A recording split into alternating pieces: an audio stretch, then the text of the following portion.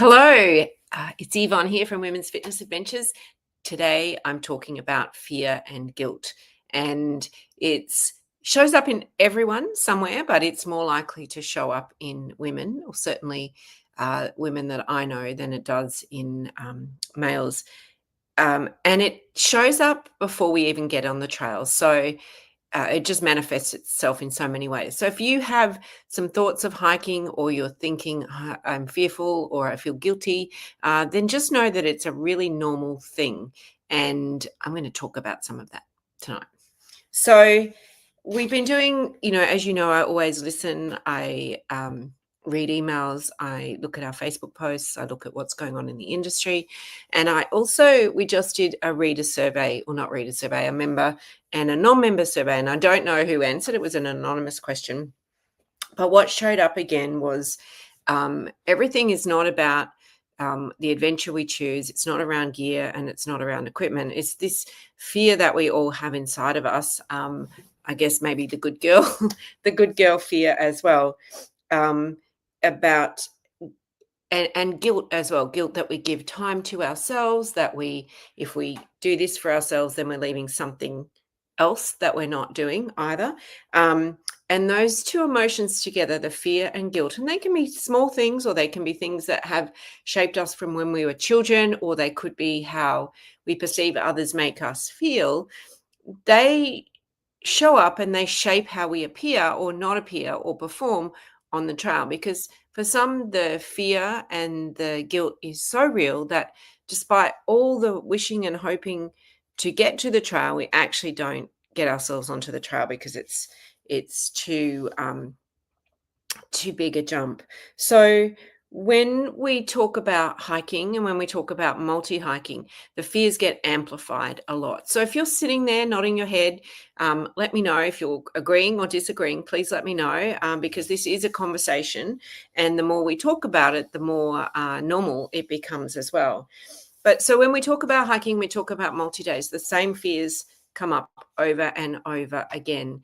And for some, they come up before they even start, and they get discounted. But, the laundry list of worries that we often talk about, and if you nod your head, or you want to give me a thumbs up, or, angry or a happy face, what if I am too slow, which isn't really about that? What if I hold the group back? What if I can't cope with the hills? What if everyone else is fitter than me? What if I embarrass myself? What if I choose the wrong level? And all of those have so much deeper meanings. They have surface meanings and they have deeper meanings as well, but they're not silly. They're normal. They're real. And I've heard them for over a decade in the hiking space. And I had, those almost 10 years in the female gym space, that they're all real. They all exist. And they're not a weakness. They're just being human. So once we normalize that, once we accept that, and sometimes I say this quite often when we walk alongside another woman, we realize when we have that conversation that we're not alone, that our fears are really the same. All I'm doing today is voicing those things. So right now, happening here in Australia, our Couch to Mountain group, the first one, is down in Kosciuszko.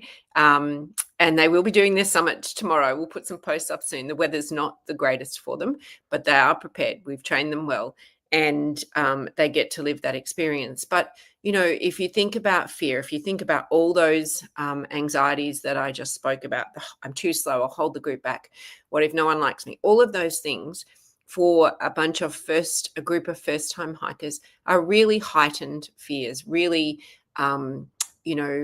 powerful emotive things that we don't really know where they're coming from, but they're very common. But they've trained beautifully. They've done the work. They've put in the work.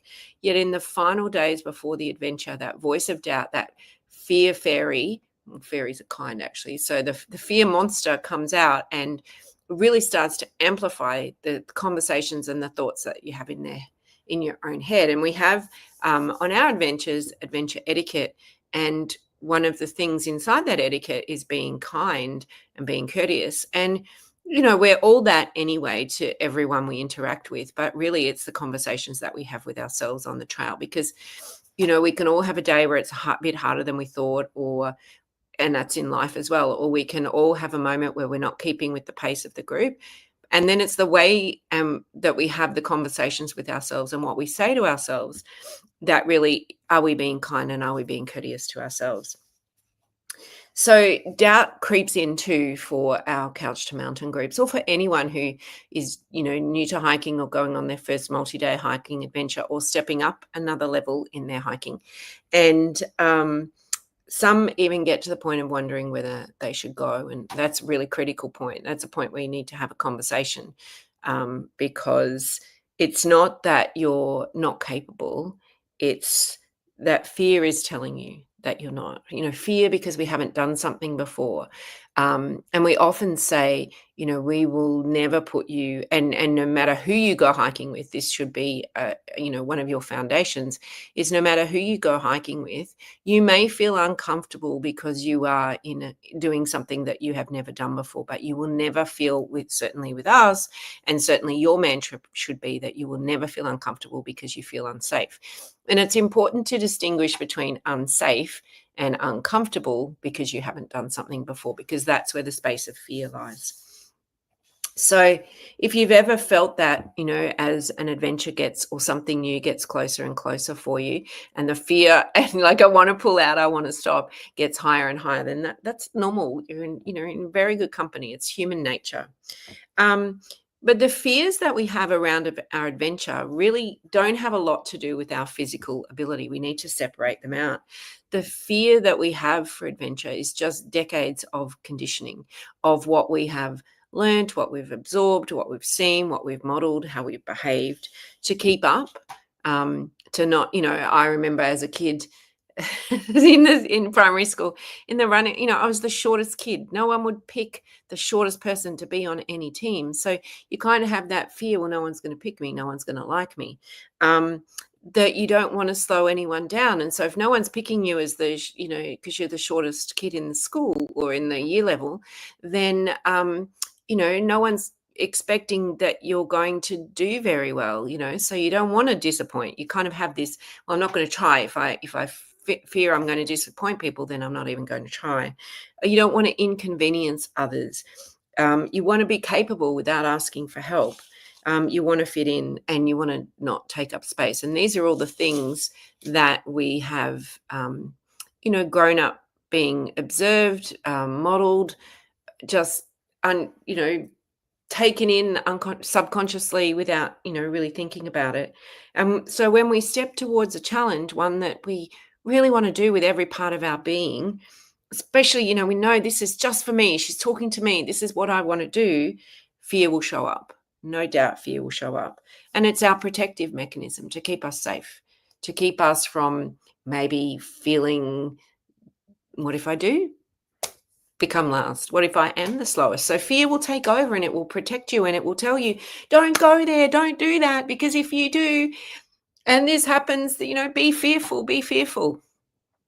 But it doesn't mean that you're not ready. Fear's a strong thing. I'm just reading things out loud. So I'm going to read out your comment loud, Gail. So I haven't read it. Fear, full on.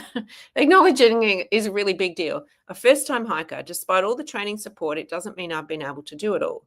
It's not about putting myself first. I live alone. I can always put myself first, but I can't get it all motivated to hike or walk for more than 2 hours.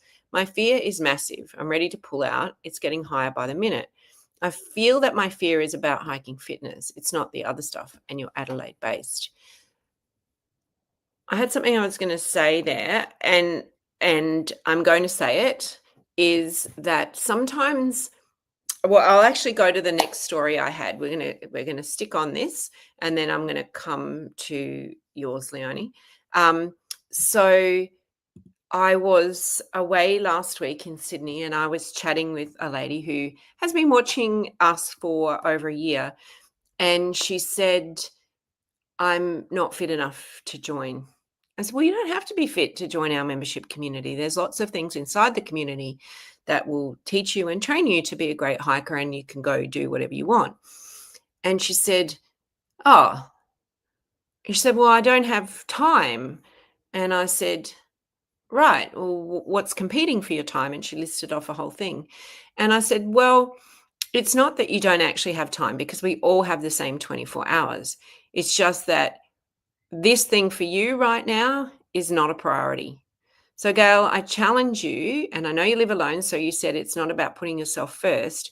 Is this a priority for you or not? Because we will all prioritize, no matter what is important in our life, we will prioritize something that is really, really important. And we all should be prioritizing our health to start with, but we will prioritize what is important to us. So if your first hike and doing well on that hike, whatever well means for you, is make it a priority. Make whatever is important to you the priority, and things will start to shift. So Leonie, and hello Leonie, and hello everyone. Hello Christine and Leanne and everyone. Meg, Marie. Leonie says the fear of the unknown is experienced by us all preparing for our first multi-day hike. Having no personal benchmark, because if you live in if you don't live around other hikers, has us worrying about your ability. I have no fear at all. Love Leonie. Leonie has made it her purpose to make it a priority to show up and push all the other things aside, because this is really important. I have no fear at all, as I know what I need to do in preparation and what my mind and body is capable of. And Leonie, I'm going to call it out. You are very self-actualized. It takes a lot of investigating in ourselves to get to the point where you're at there. But, when the more we do things, the more we flex this fear muscle, the more capable we become. So, Gail, I'm going to continue on with some points I've got which might help you as well. So thank you for sharing, Leonie and Gail. And hello, Maggie, and hello, Kerry, as well. So I just spoke to you about the story of the lady who said it was about, she said she wasn't fit enough, and I challenged her that it wasn't, you didn't have to be fit to start, that fitness would come and you could learn and develop all the fitness and all the skills that you needed to. And she said, and although I don't have time, and I said, well, it's not about time. And she said, well, it's just I'm not used to putting myself first. And even if you live alone, even if you have a high-powered job, if you can come and go and do whatever you please within the family unit, it is about putting yourself first. And there's so many competing interests for our time, even if you do live alone. So choosing yourself first is really, really important. I'm going to jump here to Brod, a lady who does live on her own, well, not on her own, but on her own location, where other members will visit, but have not been there. I have not, there's none in the locale. To the lady who thinks she is not fit enough, once you get started, and you can tag each other in the member group too, at your own pace, you just want to keep at it. And then you realize you're stronger and fitter than you were. It's a marvelous feeling. It is. It's that constant feedback loop of I've done this and I felt great. So if your walk is 2 hours, Gail, and you're doing well, go. And this is the be kind and courteous to ourselves, which will start to push the fear away, is I've done well and I came home and I recovered well. And now I'm going to do that again because I've got the success of that 2 hours already. So why wouldn't that work again? And then you start to push it out. And that's exactly what Brod did. And some of Brod's, you can search her up in the Facebook group, the member Facebook group, for Brod's journeys, and you will see that journey in there. So thank you for sharing that one, Brod, as well. But I think many of us choose this. Many of us understand that our, many of us understand that, we can say it's one thing. We all say it might be money, it might be time, it might be fitness, and it might be all of those things. But if we really just keep going, well, tell me more, tell me more, tell me more, it's generally something else. And we can all relate to that. We've all got something in our world where that is important or not important, or not as important, or competing, or we just can't get over that little hurdle yet. But the more we do these things, the more we step into the things that challenge us, the things that we're fearful of, without, doesn't have to be shit scared all the time, but just, I haven't done, and you know, the other thing I think as women, and we tell, if you have children, you tell them when they're little, it's okay, just give it a go. You've never done it before. It's going to be okay. And we stop doing that as adults somewhere along the way. I think my son's in his 20s. He's like, I'm not going to try that. I'm not very good at that. When do we stop doing that? Why do we have to be perfect to start or not do it at all? And that's where the fear starts to come in as well. It's like, I don't want to look stupid. I don't want to do this. That's exactly why I started the company. So alongside fear, though, is this other thing called guilt. And guilt shows up probably more frequently than fear, I think. It's so common for so many of us. There you go, Gail. Leanne has said she's happy to walk with you anytime, and she's in Adelaide. So please reach out, Gail, in the Facebook group, the member group. I'll tag you both when we finish. Thank you, Leanne. That's very lovely. Guilt, we can feel guilt. We can feel guilt for taking time out for ourselves. We can feel guilty for spending money on ourselves. We can feel guilty for stepping away from our responsibilities. We can feel guilty for wanting something that is just for us, for no one else. But here's the thing, and this is, coming from psychology, so I'm not making it up. Guilt is just fear showing up in a different way, showing up in a different piece of clothing. Guilt says, I shouldn't do that. And fear says, what will happen if I do that? So it's the same thing. It's just disguised in a different way. But they both come from the same place, from a lifetime, from, the modeling, the behavior, the media, the conversations of putting everybody else before us. So we feel guilty if we do, we feel guilty if we don't. Choose your guilt, because it exists, and it exists for pretty much, hey, Brod, another self-actualized here. You self-actualized should get together.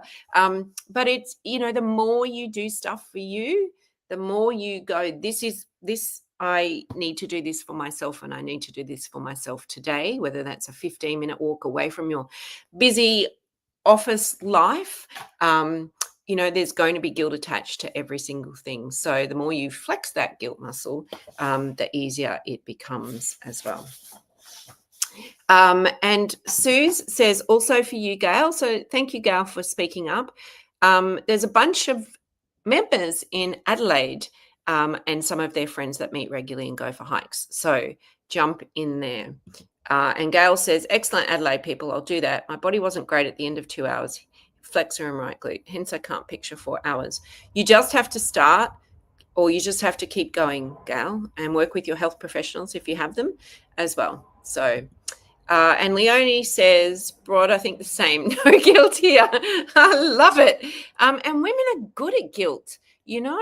We could all borrow this collective courage here and take some of that and just go, hey, why should I feel guilty about whatever it is for you? Why?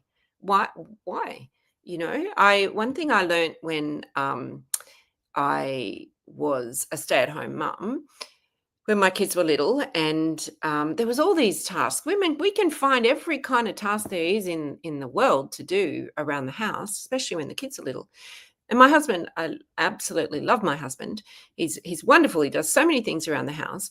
But he was, okay, what needs to be done? And I gave him a list of tasks. And he said, okay, I've done all the tasks. Now I'm going to do, for a bike ride or something like that, which was fine. But it's like, well, why did I think that there had to be more and more things done when I could have done exactly the same thing? So why, as women, are we more conditioned to feel guilt? Not all of us. We've got the stars here. But, guilt and fear are the same two things. And for those of you who said you have no guilt, you probably have less fear as well, because remember, it's the same thing disguised. So what we want to do, though, is, if you've ever doubted yourself before a hike, now, Brod and Leonie, maybe you could leave the conversation here, but if you've ever doubted yourself before a hike, or felt guilty for wanting to go on a hike or go on an adventure or join into something, or worried that you're going to slow a group down, or thought maybe this is not for me. And I know I can tell when someone comes into our community and they're going to stay or not stay. And it's So just know though, if you've ever doubted yourself, that you're not behind, that you're not the only one, that you're not failing. You've done an amazing thing by stepping in to start with, whatever it is. You're just standing right on the edge of something important. And when we stand on the edge of something important, it's really scary. It's really scary because you're saying, I choose to leave that bit behind to step into that bit. And so for some of you, it might be, you've been hiking, and I know, Brod, we had an email conversation the other day that you've left that bit behind and you're standing on the threshold of something big that you want to do. And that is a great thing. And because you have no guilt and no fear, that is just an amazing thing that you're going to step into. So just know that guilt and fear will show up for majority of us. It's the same thing. It's just how we then approach it. And we can turn that guilt and fear into an opportunity of, what can I learn here? Who's in my support wagon?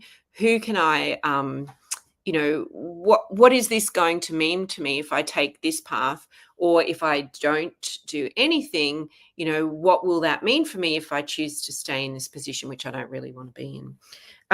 So for those of you who are so self-actualized in the group, that's exactly what we teach inside the membership. And I was chatting last week when I was in Sydney to some business colleagues, and I said, one thing we are really good at inside our community is collective courage. We borrow courage from each other. And I remember one hike we did many years ago in the Bungles, and they said to us, just tell us when you're ready to turn around. And every single one of us wanted to turn around, but no one said it because we thought, well, she's being brave. Well, I can be brave too. So we can borrow that collective courage. We can, Gail, as you've just learned, you've now anchored into some amazing women who are in your area who are going to support you to go walking. You've already borrowed some courage. You've already stepped beyond that fear that maybe I'm not going to make it. Just get out and give it a go, as Brod says. But inside the membership, we teach this. We teach the skills. We teach the fitness, not because it makes you perfect, and not to push you harder, and not to test you either.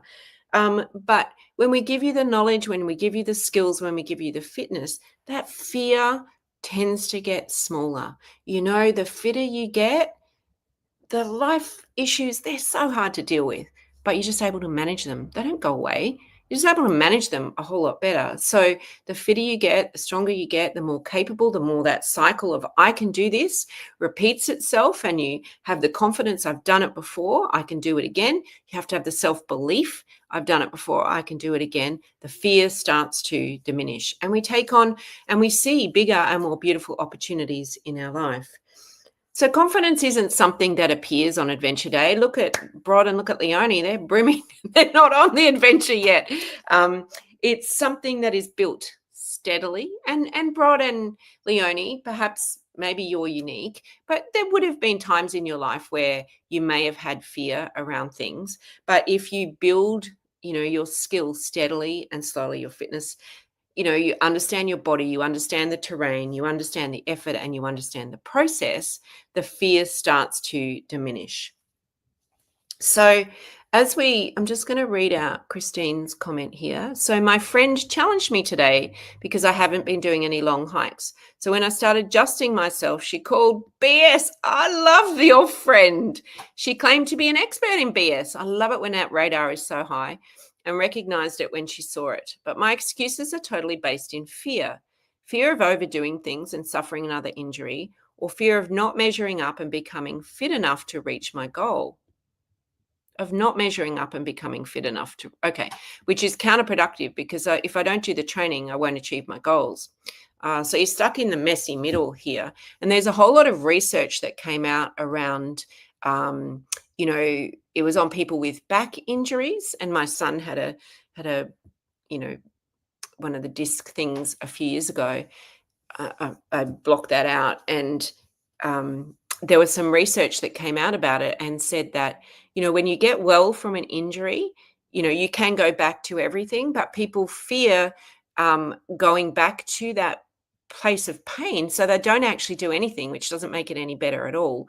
So If you are using, you've had an injury before, you've got the health professionals around you. If you are using those health professionals and doing the work that they say, there is no reason, if you're doing what they say, that you should go backwards or suffer another injury.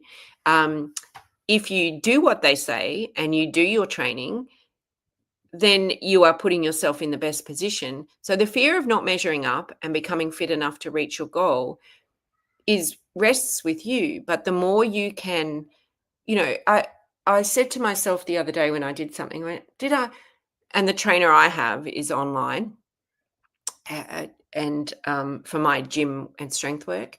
And she challenged us. She said, just don't play small, give it a go. And if it's too hard, like too heavy a weight that we're pushing, just pull back, but if you don't ever go there, you'll never know. And you don't want to walk away from the session or the train or the plan or whatever it might be, thinking, I knew I could give that more, and you didn't try. So you're just stuck in this spiral there, Christine. And at some point, you're going to have to flip your switch and go, okay, well, what's most important? What am I actually showing up for? Who am I showing up for? Who do I want to be? And I know this might sound like a bit of another saying I have with my business friends, a love slap. It's meant with the kindest of intention for everyone here that you might think they're cruel words, but they're not. It's really just, the capability. Whenever I go on hikes and women say to me, especially if it's their first multi-day hike, they say to me, if 80% of my preparation was stuck in my head, and if I had have known that and got over that, I wouldn't have worried about most of the stuff. I would have just got on with it. So challenge your head. The brain, the ego will take the easy way out. It will find fear. It will keep you safe in a psychologically protective, safe, not physical. It's designed just to help us play small. So just know that. So as we head into the new year, lots of you might be thinking, well, what's my plans for 2026? We're about to wrap up. It's December today, 2025. What adventure could I take on? And I know some of you who are watching, I've followed your journey. You said to yourself at some point, I've lost me in my life and I want to get back to that, or I want to start that, or I want some new friendships, or I want to learn how to do this. And you boldly stepped into it, and I've seen your beautiful, like a flower, your beautiful journey unfold. And what if fear wasn't in the way? If you had no fear, and Leonie and Brod, please don't answer this one. If you had no fear, what would you do? If you knew you could not fail, what would you do? If you knew the voice in your head was not there, if it said to you, you're not a burden, you're a gift to this group, you're a gift to the mountain on this day, you are right where you're meant to be. What if your voices said that to you rather than, what if I can't, I'm not fit enough? What if I'm the slowest? What if I'm a burden? A burden is the big one. What if I fail? My goodness, what if I fail? What if I fail? So wherever you are in your hiking journey, I want you to remember this. I want you to remember that you do not have to be fearless to begin. This is with anything in life. I was terrified when I started Women's Fitness Adventures, absolutely terrified. If I hadn't have felt the fear and sucked it up and moved along anyway, we wouldn't be having this conversation 12 years later. Half of you wouldn't be friends and in our community. You just have to feel ready to take the next tiny step. We don't have to have it all figured out. We don't have to have all those ducks in a row. We just have to have one. And, every single woman that I've met who has achieved something on the trail started right where most of us are. Maybe two of you are an exception, with doubt, with fear, but had the courage to try. And you've already made the hardest step, those of you who are worried about, where you're going. So I'm going to finish now, but what I really encourage you to do, and thank you for showing up and thank you for listening and all the love hearts, is give yourself permission to dream a little bit, permission to want something for you. And if you are, Leonie and Brod, what's your next thing? If you're not scared and you don't have the guilt and you know that you can tackle anything, what's next for you? What's your next challenge? And it doesn't have to be only a physical challenge. It could be stepping out into, and not you two, but stepping out into, new communities, or showing up where you don't know anyone, or being the only person in the room who doesn't, is not the expert at it. And permission to move forward for the woman that you're becoming, because we're not the same woman that we were yesterday. We're not the same woman that we were yesterday, and tomorrow we won't be the same one that we are today. We've learned some new things or not. We've talked kindly to ourselves or not. So our brain will process whatever we did today, kind or unkind, and that's how we'll show up tomorrow. But just remember that fear is normal. I'm going to share this one. Brod says, I was all on the above. You've given me the confidence to proceed. And that is just an amazing gift that Brod can give back to all of us, that she's followed processes. She's, got the hiking safety, the hiking skills, the hiking friendship, the confidence, the courage from talking. So, there's a great role model there. Fear is normal. Guilt is normal. And you're far more ready than you think. You just have to get out of our heads. And Christine, I love your friend. Tell her that if she's to keep that radar going, because that's important. And I'm so glad she called you out. But the best part of it is that we don't have to do this alone, that inside our community, for those of you who are members, we do it together. We walk together, whether we are in the same location or not, we walk together, we share that together. And that is really, really important. So keep commenting. If you're watching and you're not a member, I'll drop a link into membership if you want to learn a little bit more. But, comments, support each other. I think this is a really big topic. It's had a lot of comments today. So, I challenge you. Guilt and fear are real. And I'll tag you all your South Australians or a couple of you, the three of you. Fear and she's threatened to call me. Well, I'm not threatened by that. You should be, not me. But just know fear and guilt are real. And the stronger you become, the more knowledge of safety, the more knowledge of yourself, the more confidence in your body, that fear, we start to push it down, and the world becomes an even more beautiful place because of how we show up in the world. Now, one quick thing, you may see this picture behind me. It is of our recent, Suze, you've probably got this one, of our recent adventure to Morocco, and we did some sidecars. That's not me in the sidecar, but how cool was that adventure through the gates of Marrakesh there? So keeping that poster in there to keep the adventure and push the fear away. So thank you for showing up. I look forward to catching up with you next week. I'm in a different location. I'm on holidays next week, so you'll have to guess where I'm from. So I just have to get my timing because I'm in a different time zone. So thanks for watching, and any questions, just drop them. Oh, excellent, Suze. Thank you. Just drop them below. Check you then. Bye.